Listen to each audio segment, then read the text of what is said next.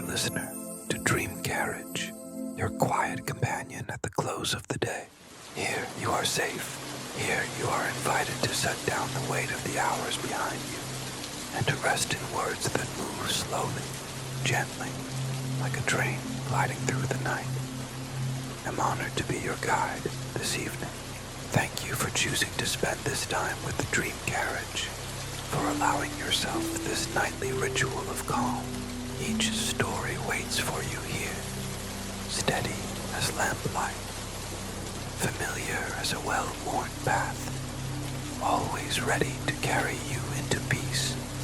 Together, we will step into a world shaped not by urgency, but by stillness, a world where sounds soften, light deepens, and every detail is meant to ease your breath and quiet your mind. So, settle in, let the day fall away, and allow tonight's journey on Dream Carriage to open gently before you, leading you toward rest, and finally, toward sleep. There was once a kindly gentleman named Malcolm, who lived peacefully on a small estate with his daughter, Arabella. The child's mother had passed away when the girl was very little, so although the man had many lovely memories of his wife, his daughter knew her only from his stories. She was beautiful and intelligent, he would tell little Arabella.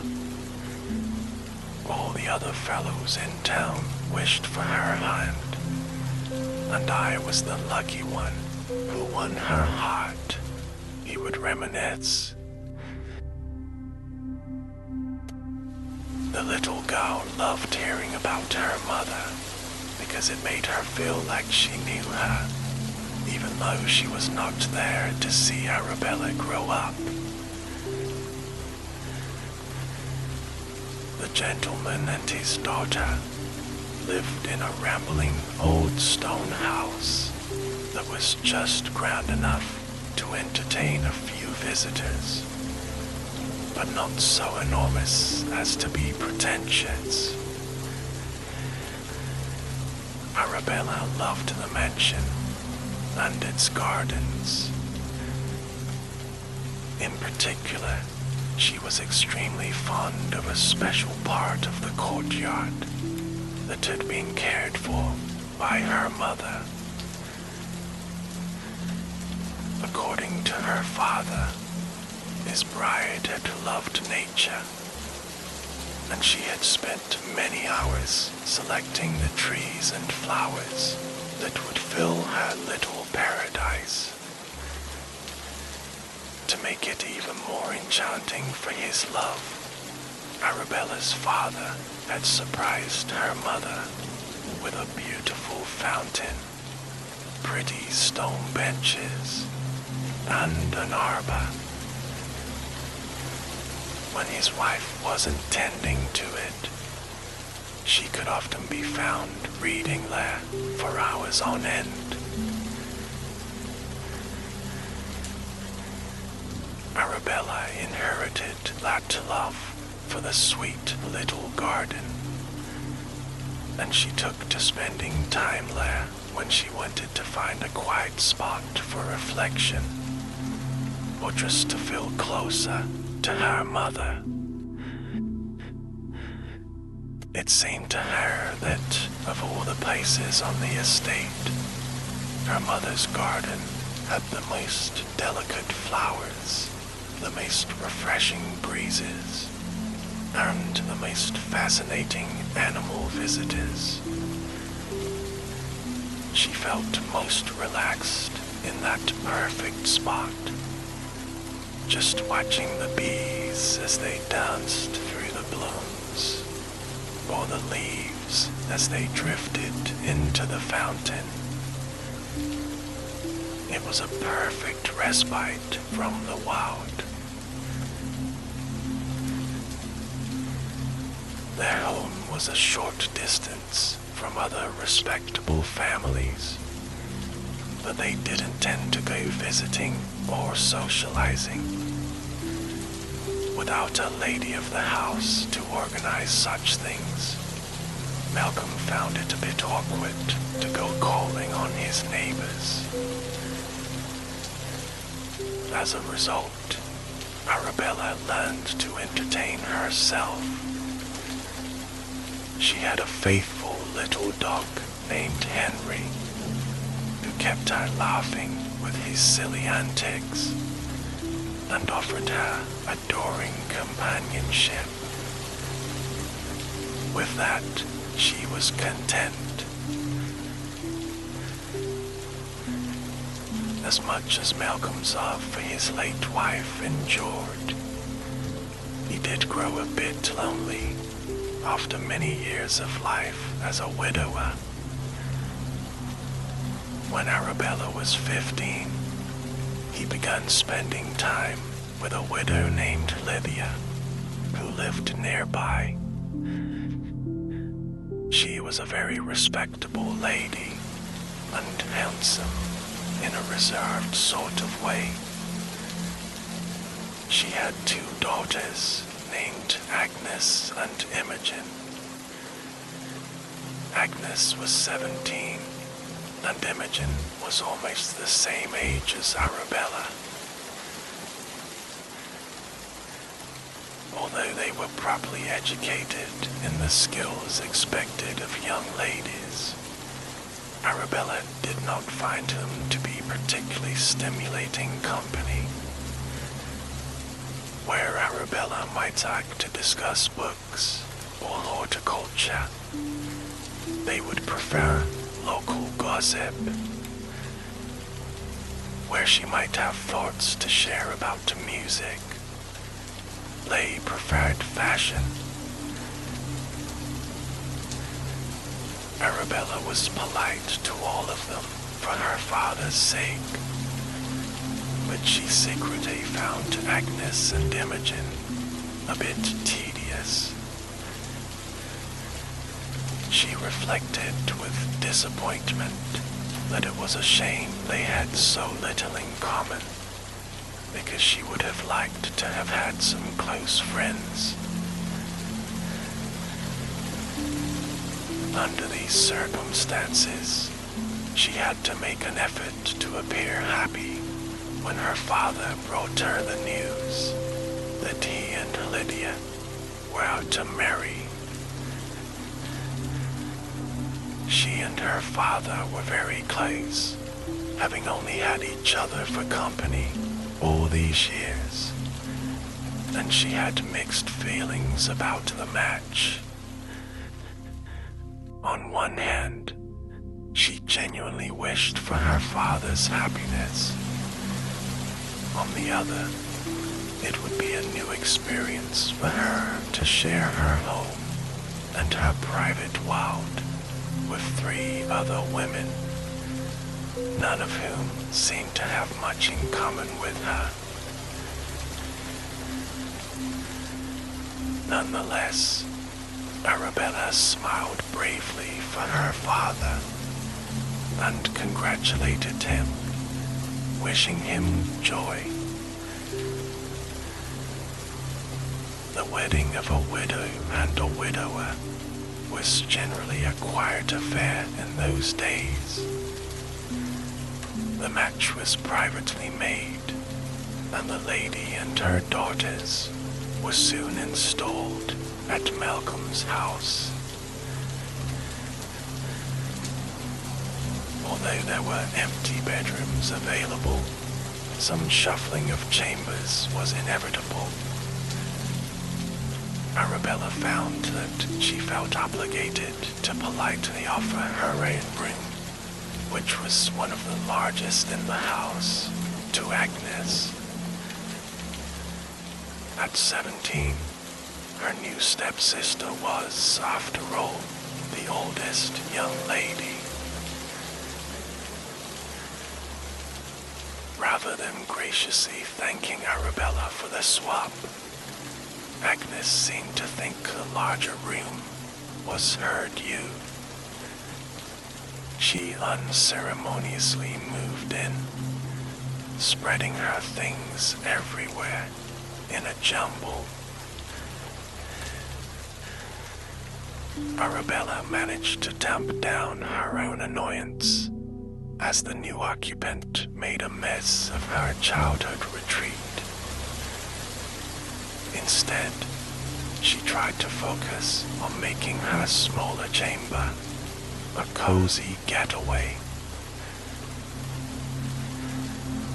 While it wasn't the grandest space in the house, it had a charming window seat that overlooked her mother's garden, and the furnishings were pretty, having been chosen by her mother long ago.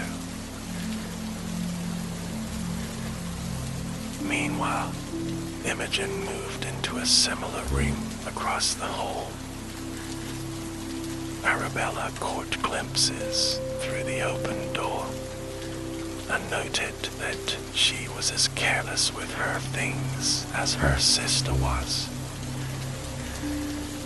Dresses, shoes, and jewelry were simply piled about, although there was a notable absence of any books. Imogen showed little interest in getting to know her new stepsister, or in sharing any confidences with her. The two girls kept to themselves, Arabella in her tidy room, with her neat array of clothing and books, and Imogen in her own chaotic chamber, where she seemed to spend most of her time trying new hairstyles and fussing with her outfits. The addition of 3 demanding new ladies stretched Malcolm's resources. Arabella had grown up with a very small household staff. There was a kindly woman from the village who came to make dinner each day. She also had a daughter named Clara, who was a sweet and industrious girl. Clara served as a maid, helping with any household task that needed doing.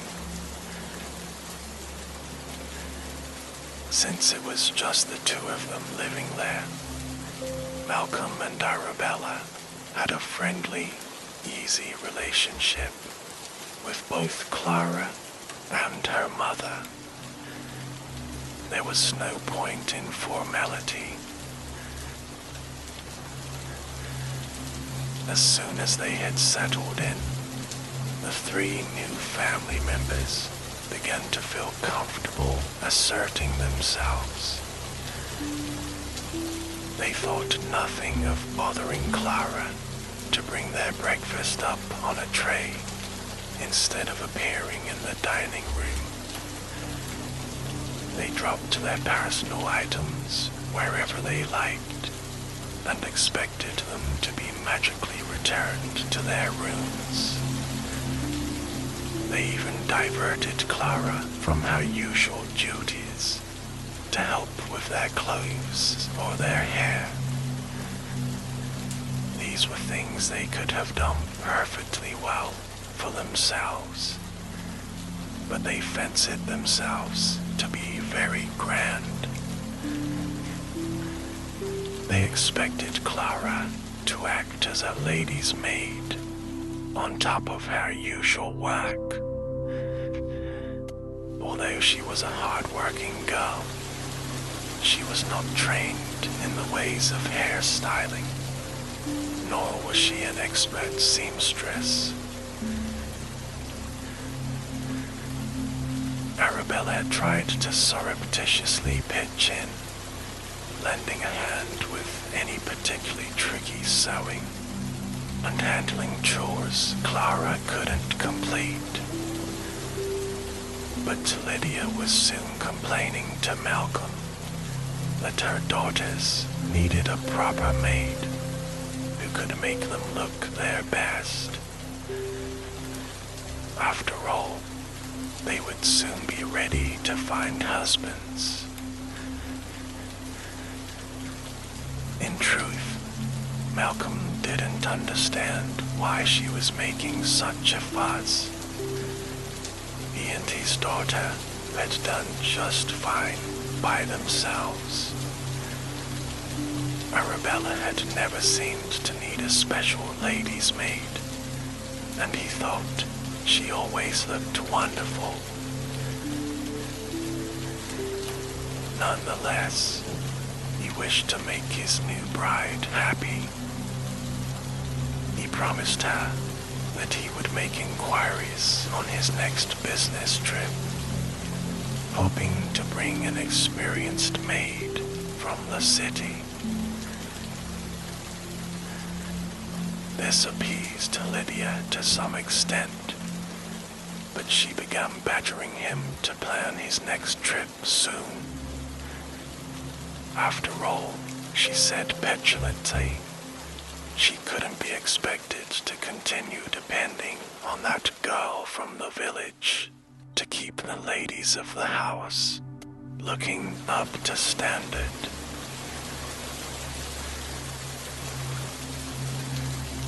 It was never clear to Arabella if her father's announcement of a new business venture was due to his own ambitions or those of his wife. But Malcolm soon revealed to the family that he would be setting off on an overseas journey. A trusted friend had invited him to join in on a new investment, he told them over dinner. It was nearly sure to be very profitable, he assured them. However, he needed to travel to a far country in order to make the proper arrangements. He expected to be gone for a couple of months. Arabella was quiet during the rest of the meal, as her stepmother and stepsisters showered Malcolm with requests for gifts and exotic goods that he might bring them. Lydia put on a somewhat unconvincing attitude of being sad that he was leaving, but her obvious delight that he would finally engage a new maid eclipsed her paltry show of regret. For her part, Arabella was dreading months of being cooped up with only her stepmother and stepsisters for company. Furthermore, she was worried about the running of the house. How would things be managed in his absence? After dinner, the two of them took a quiet turn together in her mother's garden. Malcolm held both of her hands in his and looked her directly in the eye. He told her that he knew she was prepared to take care of the estate while he was gone. He would be leaving them ample funds to support him for even longer than he expected to be away. Although Lydia would be officially in charge of his affairs during that time, he acknowledged that his new wife had little interest in official business. He was confident Arabella could keep the household running behind the scenes. Arabella was both flattered and nervous about the confidence he placed in her. It was true, she knew the house inside out, and she was on excellent terms with their small staff. she had learned from Malcolm at an early age, following his lessons on money. Most importantly, she was a sensible girl and a quick study. Nonetheless, it felt like a large responsibility.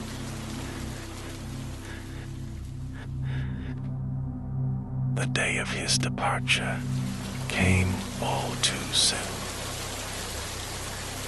As if in sympathy with his daughter's feelings, the early spring skies were dark and rainy.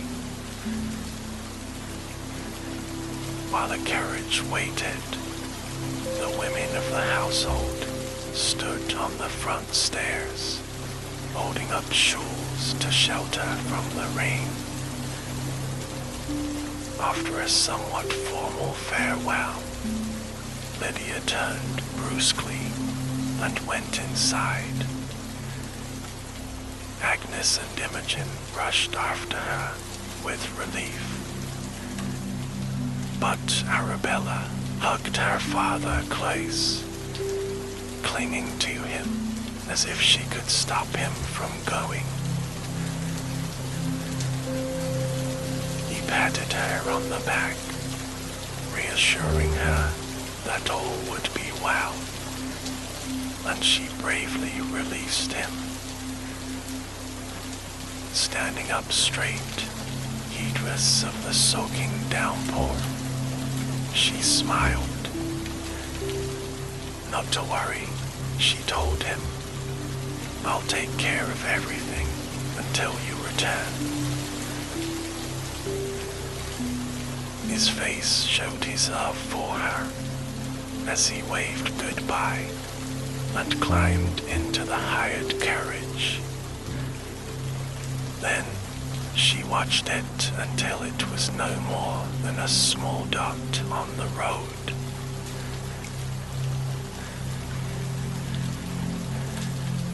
The tempestuous March and April days turned to a balmy summer. Occasionally, a letter would arrive from Malcolm, in which he detailed his foreign travels. The going was hard at times, he reported, but he was also experiencing exotic places he had never expected to see. In June, as the idyllic summer weather rested gently over the countryside, Malcolm sent a communique to tell them his travels had been extended.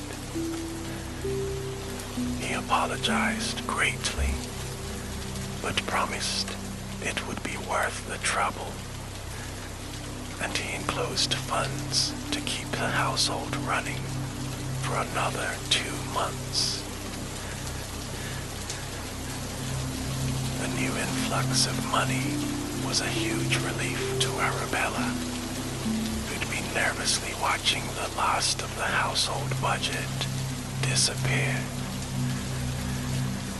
To her consternation, however, Lydia seized upon the funds immediately, stating imperiously that Agnes and Imogen desperately needed new clothes. Although the family was located outside of town, there was still a social season to consider, and Agnes was ready to be out in society, she said. Arabella was hesitant to argue with Lydia, but she felt she must speak up. She politely suggested that there were some urgent household concerns that must be dealt with first. The servants needed to be paid, and the larder was growing rather empty. A man from the village was needed to come and tend to some repairs.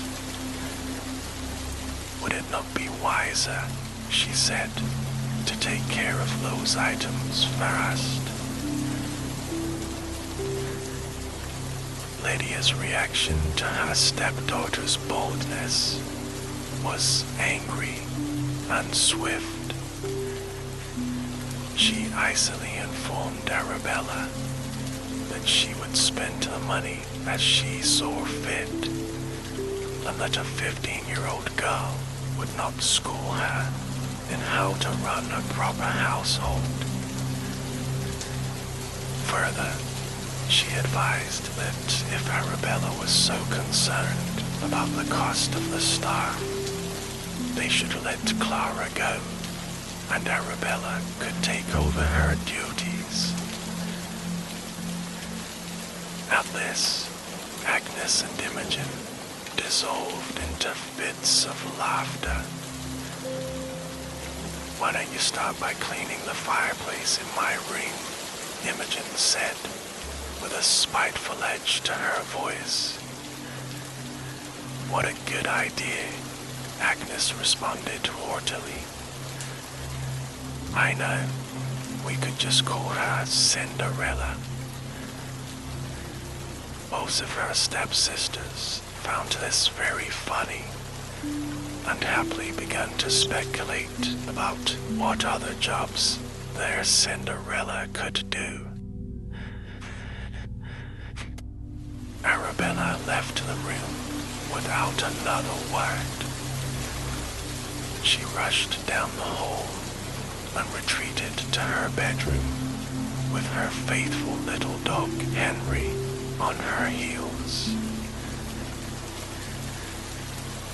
Once there, she threw herself into the window seat and leaned her head against the glass, staring at her mother's garden. "How very unfair it all was," she said tearfully to Henry, who cocked his head to the side sympathetically. "Why couldn't Mother still be here? Why did Father have to go off on this long trip?" She sat there, stroking his soft fur and watching the twilight gradually fall outside. Eventually, she drifted off to sleep.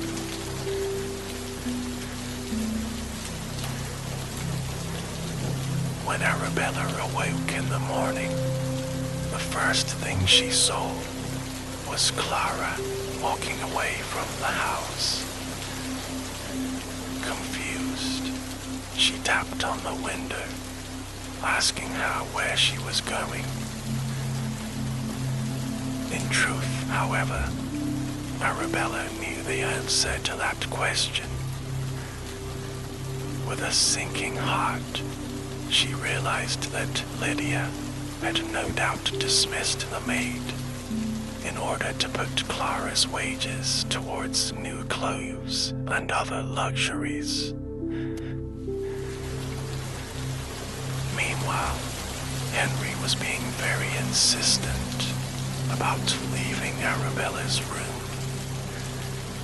He was whining at the door and madly wagging his tail. Pausing to splash some water on her face and tidy her hair, Arabella opened it just as Imogen was exiting her own room, dressed for the day. Her stepsister halted on the threshold, staring at her appraisingly. Then she said, "Oh, look, if it isn't Cinderella. Mother has sent Clara packing, so you have a few chores to take care of." Then, with a smack, she added, "You might want to change into something a little better suited for hard work."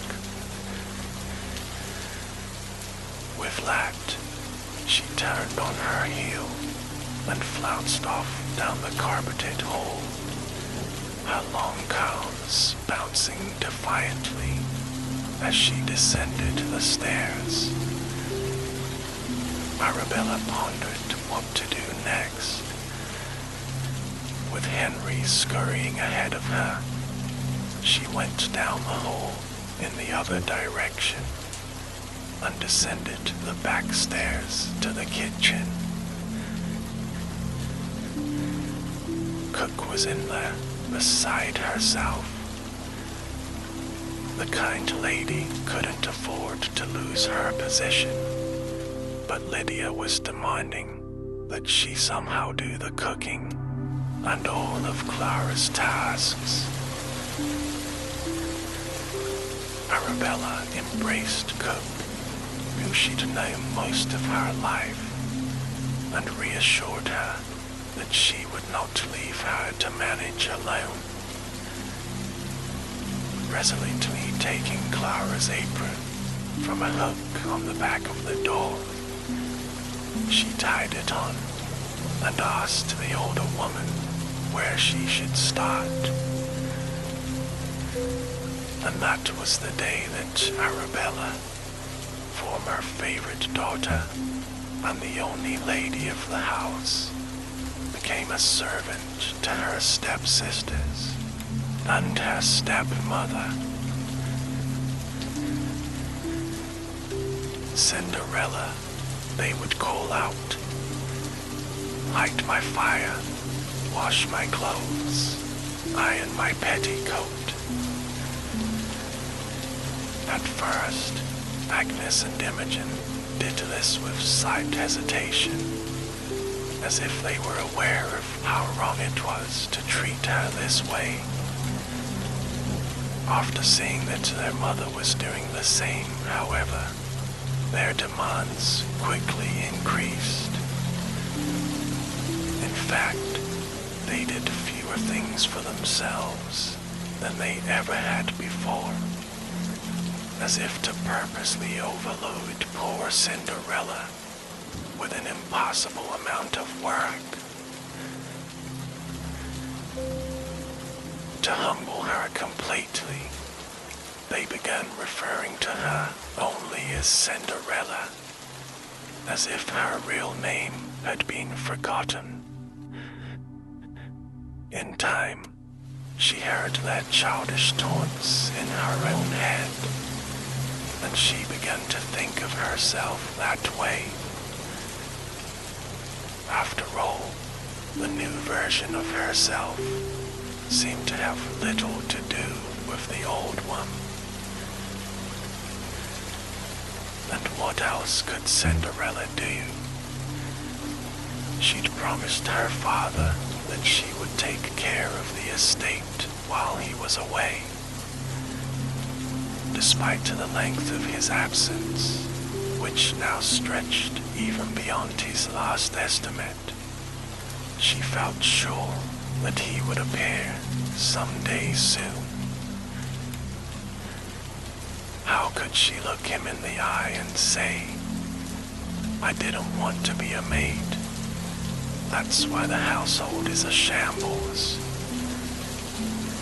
No, it wouldn't do.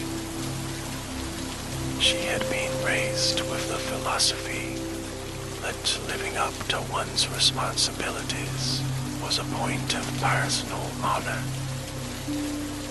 She would not disappoint him. Keeping this promise meant attending to the tiresome details of daily life. She mopped, she dusted, she polished the mirrors in which her stepsisters constantly reviewed their own reflections. The list of small responsibilities seemed to grow by the day, but there was nobody else to complete them. Furthermore, she was afraid of what Lydia would do if she had to get the money to hire another maid. The coin that her father had sent months ago was long gone. she'd noticed a few household objects vanishing.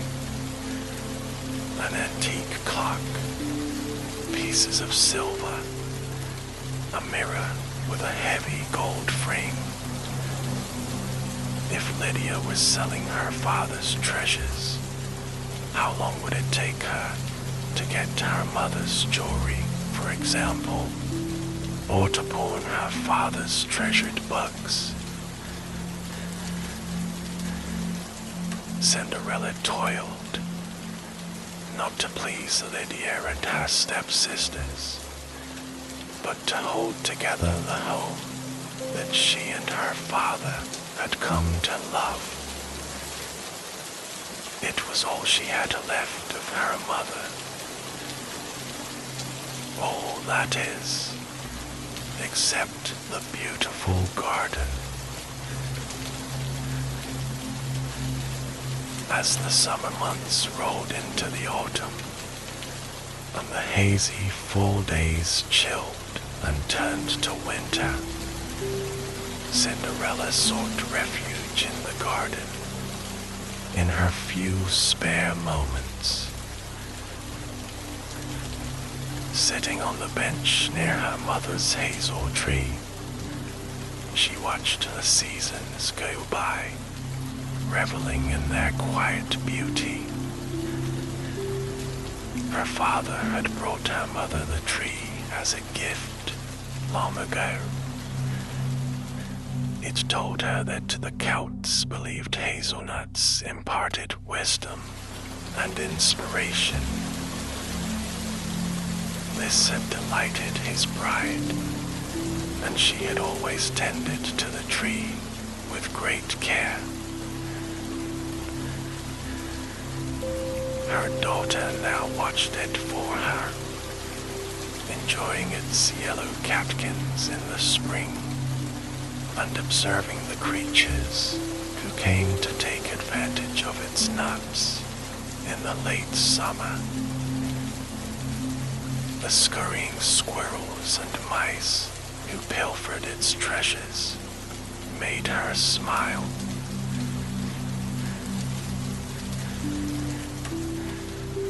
The months slipped by, turning to years, and Malcolm did not send word, nor did he return. Although Cinderella was resolved to keep her spirits up, she couldn't help but fear that he was lost to her forever, and that she was now trapped in a position of drudgery in her stepmother's household. For drudgery was truly the way to describe her life. The cook continued to manage the meals, but it seemed that everything else fell to Cinderella.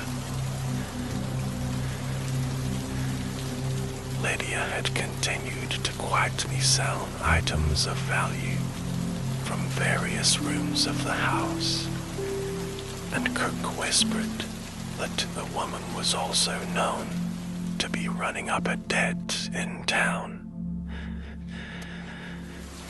Fortunately, Lydia didn't know the whereabouts of the jewels Cinderella's mother had owned, because the girl had wisely hidden them long ago, carefully burying the box under her mother's hazel tree. Undeterred by the truth of their circumstances, Agnes and Imogen continued to buy whatever new clothes and jewels they could acquire. After dressing up, they would take the coach out and visit fashionable people around the area, hoping to be invited to social events, for the two of them were both looking for husbands. Agnes was now 19, and Imogen was 17. It it was not just rumors that kept him from attracting suitors, but was certainly a factor. But they were also lacking in wit. Neither of them provided entertainment, either by clever conversation or musical talents. Sadly, Cinderella's stepsisters were the very definition of mediocrity. In the absence of a fortune, they posed few attractions to the eligible bachelors of the region. Cinderella was 17 as well, of course. In fact, she was just a few weeks younger than Imogen. But there was no question of her going out in society. Not only was Lydia far too keen on showcasing her own daughters first, but Cinderella had no decent clothes to wear anymore. She was clever with her needle, but she was not a magician, and she'd had nothing new since being relegated to the role of scullery maid 2 years before.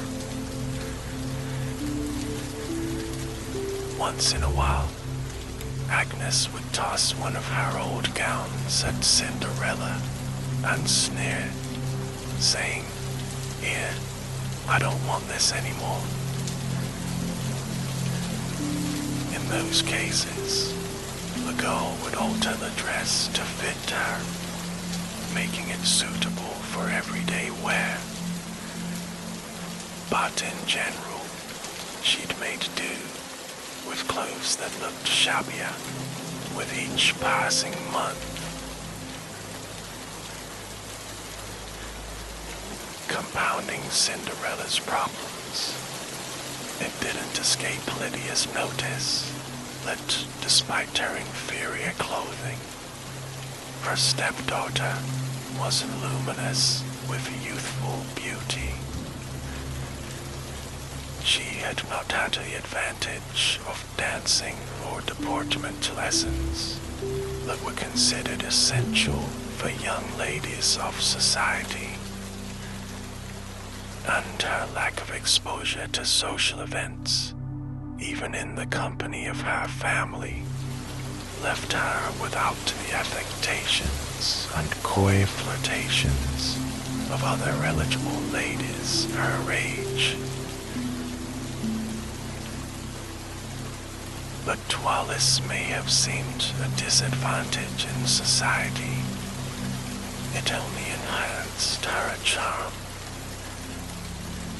As such, Lydia secretly fumed over the fact that no matter what she took from Cinderella, or what she subjected her to, she retained a natural grace and unaffected manner that made her even more beautiful.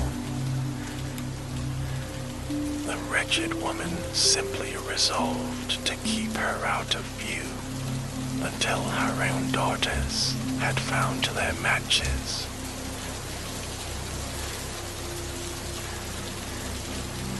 Finally, one autumn day, some news arrived that gave Lydia and her daughters great excitement. It seemed that the king and queen were to be spending the next few months at one of their country palaces, not far away. This was an unusual turn of events. Although the royal family had fine houses throughout the country, many of them were rarely visited. Apparently, they were going on progress through the kingdom because their oldest son was coming of age, since he would one day be king his parents had resolved to introduce him to his lands and to the aristocrats who occupied them. Every mother of a debutante was filled with excitement, because it was well known that the handsome young prince was of an age to find a bride, and that his parents hoped he would marry a well-heeled young lady from within the kingdom. When the royal family arrived, they would surely throw a ball, and this meant that every dressmaker for miles around was about to become extremely busy making finery for the daughters of the region's most established families. There was, of course, one small wrinkle for Lydia. There was simply no money left for claves. Within an hour of hearing of the prince's visit, she and her daughters were ransacking the house. Lydia had been searching periodically for the jewels that had once belonged to Malcolm's fast wife. Her desire to dress her daughters in finery overcame her last shred of decency. She threw open her stepdaughter's bedroom door, demanding to know what she and Malcolm had done with the missing valuables. Cinderella was honest to a fault, and not one to lie. That this intrusion by her stepmother was too much for her. Lifting her chin with as much courage and defiance as she could muster, she quietly answered that she didn't know what Lydia was talking about. She said she hadn't seen her mother's jewels in many years, and suggested that perhaps Malcolm had put them somewhere for safekeeping, or sold them long ago. Knowing that the girl was probably not telling her the truth, Lydia ordered her to return to the kitchen and pointed to the hallway. Cinderella swept by and didn't look back as Lydia and her daughters began carelessly searching her ring from top to bottom. As she descended the back stairs, Cinderella smiled to herself just a little. They would never find the precious jewels she had hidden safely in her mother's garden. Unable to uncover the missing rings and necklaces, Lydia confiscated the key to Cinderella's bedroom door. Then Lydia decimated Malcolm's precious library. A full stack of his most beloved and valuable books disappeared. In their place, a dressmaker arrived with bolts of beautiful fabric to measure Agnes and Imogen for their new evening wear. The parlor became buried in silks and crinolines. An excited conversation could be heard drifting down the hall as Lydia selected a color and a style to dress up each of her daughters. As the cook commented, it was Lydia's intention to transform her two moths into butterflies, Her tone suggested that she did not expect it to work. Like making a silk purse out of a pig's ear, she muttered. As she watched her stepmothers and stepsisters, Cinderella couldn't help but wish that she too could attend a ball and meet a prince. And the season appeared to reflect her wistfulness. The crisp and lovely days of autumn blew away with a final windstorm, and the skies were sullen and grey.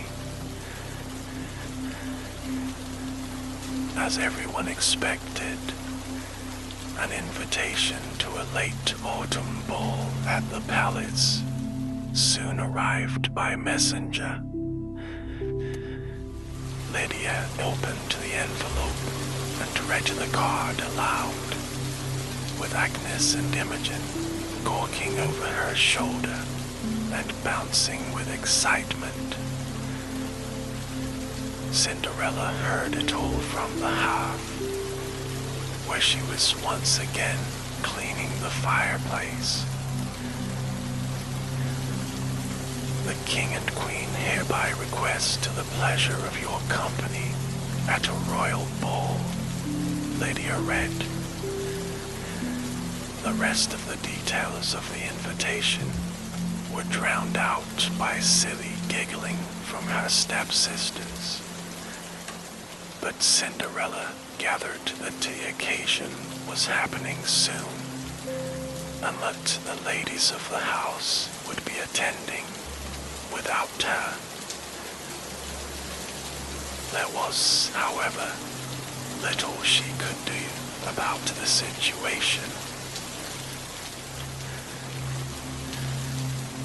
On the day of the ball, Lydia and her stepsisters were closeted in their chambers, taking hours to dress their hair and apply their makeup. Meanwhile, Cinderella was on her feet all day, pressing gowns, starching crinolines, and generally assisting with anything a lady's maid might have done. Her talent with needlework did her no favors. Any small repair or adjustment her sisters needed became her problem, and her natural sense of style, something Agnes and Imogen lacked, made her quite a help with details such as the curling and pinning of hair into just the right place.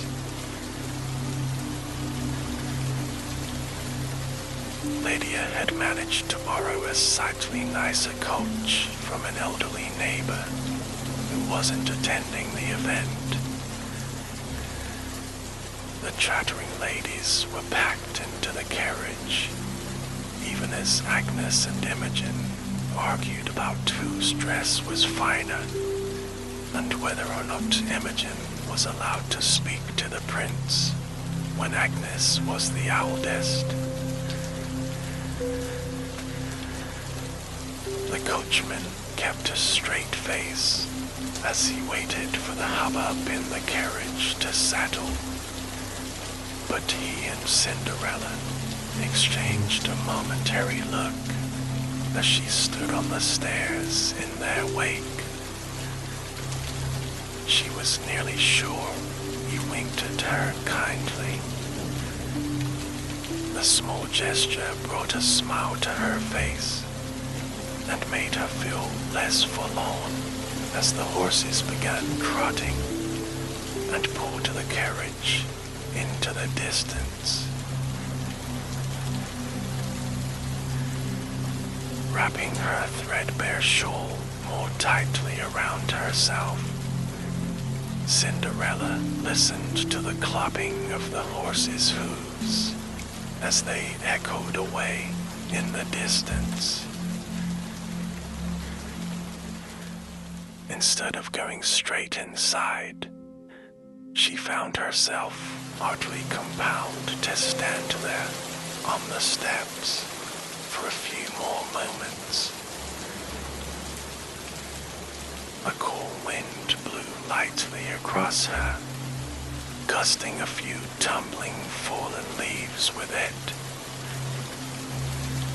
Turning to watch them go, she followed their path as they soared up into the sky, circled briefly, and then floated down, unstopped, in her mother's garden. Yes, she thought, that's where I'll go and sit for a moment. Descending the wide front steps of the house, she followed a paved walkway through the overgrown hedges and opened the little gate that led to her special place. Although the little pond was freezing over and the branches of the hazel tree were bare, she gingerly sat on the edge of the cold stone bench. At that moment, her sweet little dog Henry came trotting into the garden. Kirk had let him out of the kitchen to find her. Cinderella smiled wistfully at Henry and whispered loving words to him. He wagged his tail eagerly and then sat down by her feet, content to be with her despite the chill. As she stroked his fur, she realized that her eyes were watering. She missed her father so badly, and she was slowly losing hope that she'd see him again. Worse yet, her life here had become a trying one. What prospects did she have now? Who would care for her? With the cook and Henry as her only real friends, she didn't feel that her future was very bright. And in the short term, her young heart was broken over missing the ball. She smiled through her tears and said to Henry, "I don't suppose you can conjure up a dress for me? Something pretty and new." Henry cocked his head to the side as if he understood her. And then something odd happened. Henry started whining and looking at something behind her, over her shoulder. And before she could react, his face was bathed in a warm glow, and his whining had turned to a happy bark. Twisting to see what had caught his attention, Cinderella laid eyes on the most amazing sight she had ever seen. Standing in front of the hazel tree, she saw the shimmering outline of a woman. The apparition was neither old nor young, but rather somewhere in the middle. The lady was wearing a somewhat old-fashioned dress that Cinderella recognized as a style of yesteryear. It was very elegant though, and it floated around her in an ethereal mist fact, the lady herself almost seemed to levitate, as if she were not bound by the laws of gravity. The halo of light surrounded her, suffusing her with a sparkling warmth that filled her speechless onlooker with a sense of well-being. Henry had stopped barking and sat expectantly, staring at the apparition. Meanwhile, Cinderella was tongue-tied.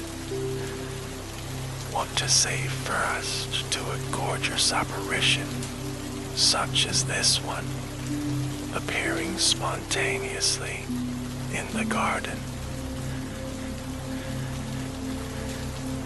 Luckily, the presence spoke first. "My child," she said with a concerned tone, "you are troubled. You do not need to tell me why. I have seen everything."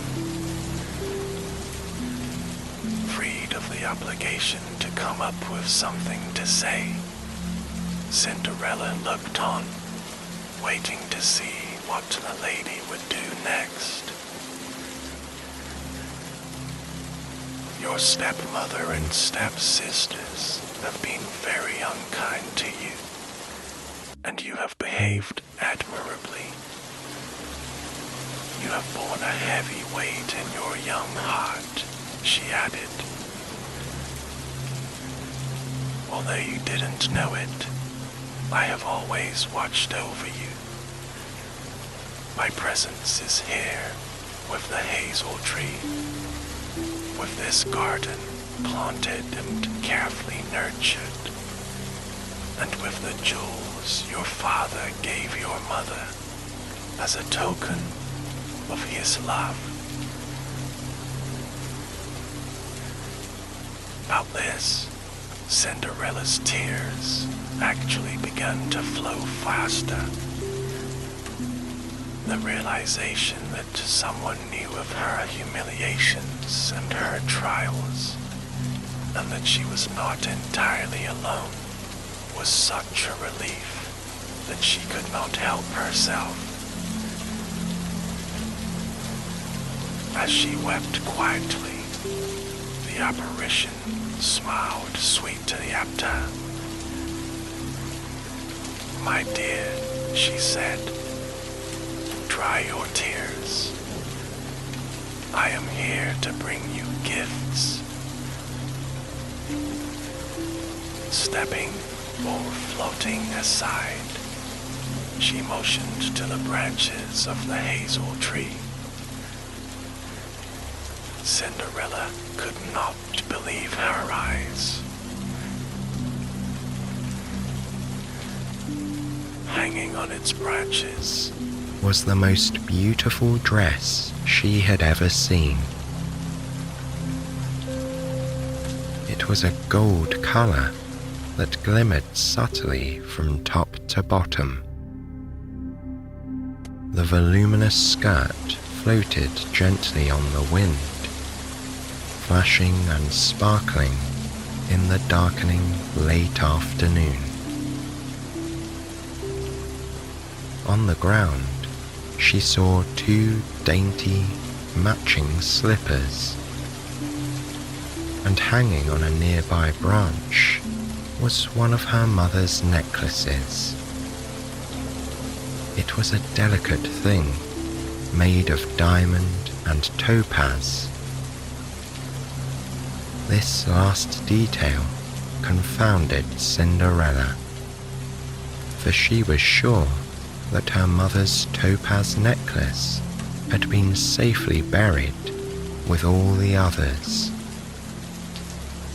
Nonetheless, there was no time to check on the box now.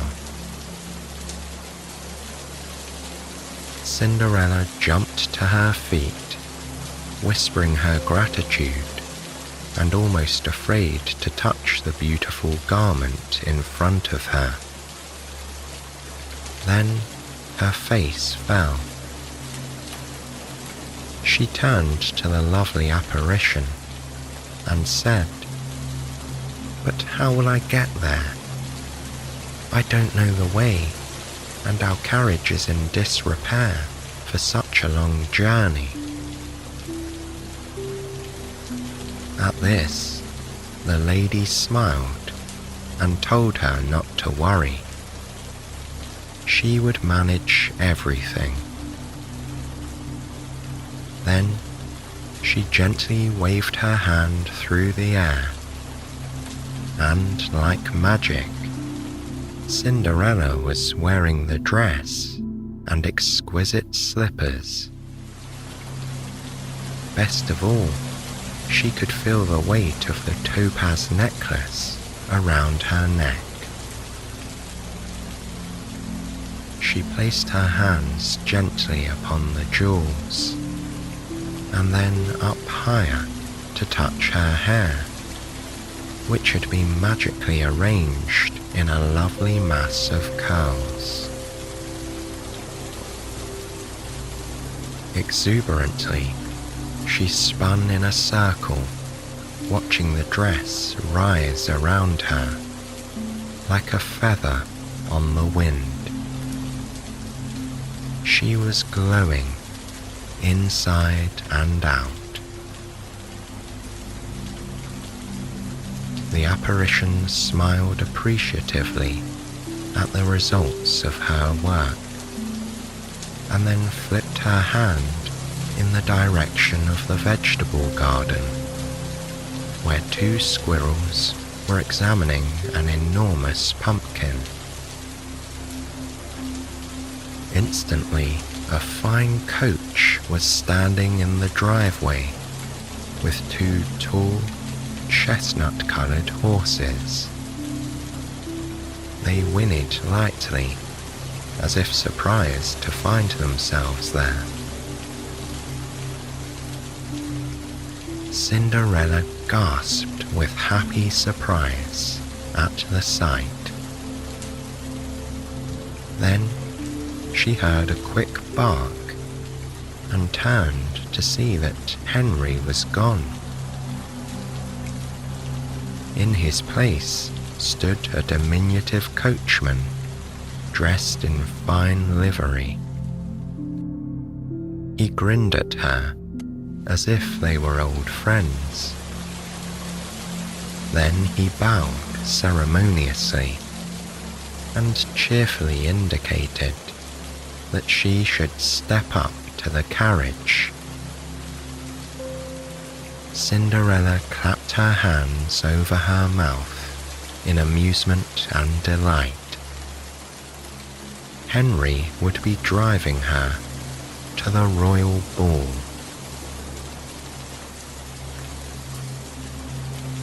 Spinning around to face her benefactress once again, she thanked the lady effusively, asking how she could ever repay her. The shimmering vision laughed sweetly and gestured magnanimously. Then she looked the happy girl in the eye and said, "Darling, I am your godmother, and it is my job to make you happy. This will be a beautiful night, but you must heed my words with care. At the stroke of midnight, all of this magic will vanish. The carriage will once again be a pumpkin. The horses will be squirrels again and scamper off. The coachman will regain his canine shape, and your beautiful dress will be replaced by the rags you wear to clean the fireplace. You must take care to be home before the stroke of midnight, or you will be in quite a bit of trouble. Do you understand? Cinderella nodded soberly. She would not forget her godmother's words. And so, her adventure began.